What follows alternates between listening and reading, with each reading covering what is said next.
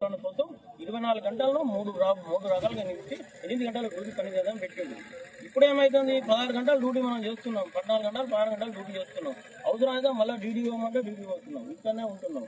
ఇప్పుడు ఎవరైనా చూస్తున్నాం, ఇంట్లో భార్య పిల్లలను చూసే పరిస్థితి కనబడుతుంది, డ్యూటీలు పోతున్నాం వస్తున్నాం. అంటే ఆ కాలం యొక్క పరిస్థితులను ఈ కాలం యొక్క పరిస్థితి తేడా ఏం లేదు.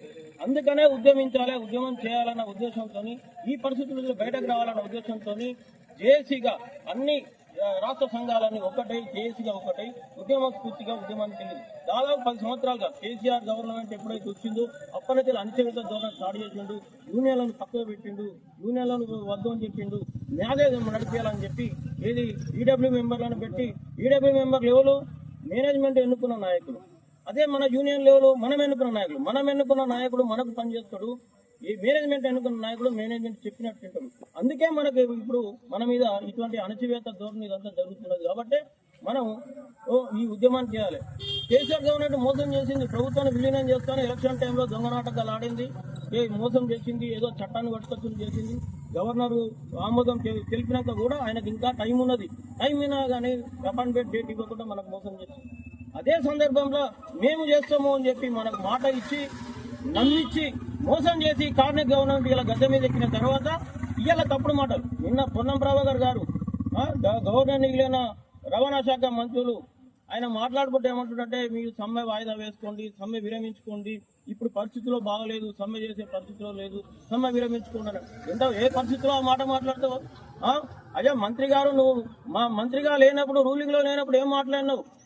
అప్పుడు మాట్లాడిన మాటలు ఇప్పటికీ మా సెల్ ఫోన్లలో మారుమవుతున్నాయి. నీ మాటలు ఏమేమి మాట్లాడినావు, ఇవాళ నువ్వేం మాట్లాడుతున్నావు? మా విరమించుకోవాలి, మా ఇది చేయొద్దు అని చెప్పడం అందు ఎంతవరకు కరెక్ట్ కాదు.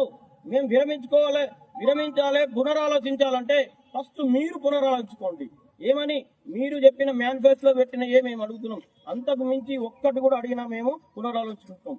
మీరు మేనిఫెస్టోలో పెట్టిన డిమాండ్ల కంటే మీరు ఏవైతే మాకు వాగ్దానాలు చేసిండ్రు, ఆర్టీసీని ప్రభుత్వంలో విలీనం చేస్తున్నారు, దాట వేస్తున్నారు, దాని మీద ఎటువంటి మాటలు లేవు. పిఆర్సీలు ఇస్తున్నారు, ఇచ్చిన పిఆర్సీ, ఆ పిఆర్సీ జేబులో 5 రూపాయలు కనబడుతున్నావు, ఆ పిఆర్సీ డబ్బులు ఎవరికైనా కనబడుతున్నాయా? పిఆర్సీ డబ్బులు 21% ఇచ్చావు, కిందికెళ్ళి అవి హెచ్ఆర్ఏ అని చెప్పి దొబ్బేస్తున్నావు. అదే ప్రభుత్వ ఉద్యోగులకు 30% ఇచ్చి హెచ్ఆర్ఏ ఇచ్చినావు, మరి మాకు కూడా 30% ఇచ్చి హెచ్ఆర్ఏ తీసుకో. మాకు 21% ఇచ్చి ప్రభుత్వ ఉద్యోగులు సమానంగా ఇస్తానంటే ప్రభుత్వాలు సమానంగా ఉద్యోగాలు ఇవ్వవు, ప్రభుత్వాలు సమానంగా మాకు ఇవ్వవు, ఇవ్వాలను అందులోకి దొబ్బేసుకుంటానంటే ఎంతవరకు ఇది? అంటే ఆర్టీసీ ఇవాళ నీ ప్రభుత్వాన్ని కాపాడుతుందంటే ఆర్టీసీ కార్మికులు, నీ ప్రభుత్వం ఇవాళ నిలబడి ఉంటుందంటే, నీ ప్రభుత్వానికి ఇంత పేరు వస్తుందంటే ఆర్టీసీ కార్మికులు, డ్రైవర్